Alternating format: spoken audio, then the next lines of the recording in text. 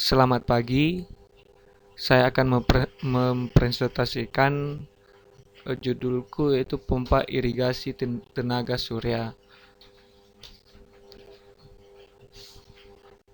Dan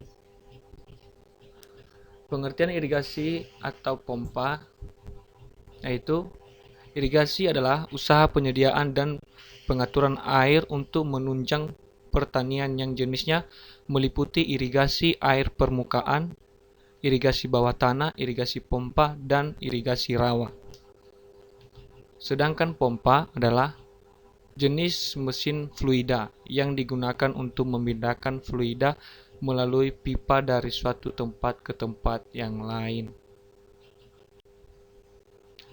Komponen pompa irigasi tenaga surya secara umum: panel listrik tenaga surya, yaitu untuk menghasilkan listrik atau putaran mekanik. 2. MPPT atau Maximum Power Point Tracker, yaitu menstabilkan putaran motor dengan mengatur kombinasi tenaga, tegangan, dan arus.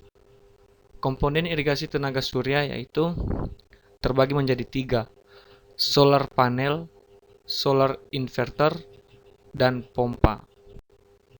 Solar panel yaitu alat yang digunakan untuk mengkonversi cahaya sinar matahari menjadi listrik.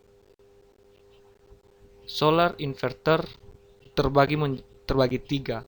Satu solar inverter adalah 2 buah alat yang digabung menjadi satu yang terdiri atas sebuah alat yang bernama power inverter DC atau AC dan satu alat lagi bernama solar charger controller. 2. Power inverter DC ke AC berfungsi untuk merubah tegangan baterai atau aki atau DC direct current menjadi listrik PLN atau AC alternating current. 3. Solar charger controller berfungsi untuk mengatur voltage yang masuk dari panel surya dan mengatur agar arus pengisian dari panel surya tidak berlebihan atau overcharge sehingga baterai atau aki atau acu tidak rusak. Contohnya seperti gambar ini. Jenis pompa irigasi tenaga surya terbagi 4, yaitu floating pump, digunakan jika terdapat sumber air permukaan atau sumur gali atau sungai dan mengapuing di atas permukaan air. 2. Surface pump, digunakan jika terdapat sumber air permukaan atau sumur gali, sungai tetapi pompa ingin diletakkan di atas permukaan tanah.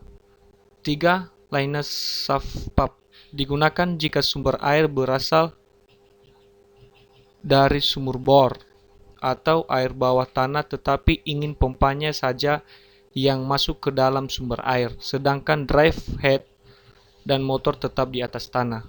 4. Submersible pump, digunakan jika sumber air berasal dari sumur bor atau air bawah tanah. Keuntungan adalah terbebas dari pembelian bahan bakar atau BBM, sangat praktis, ramah lingkungan.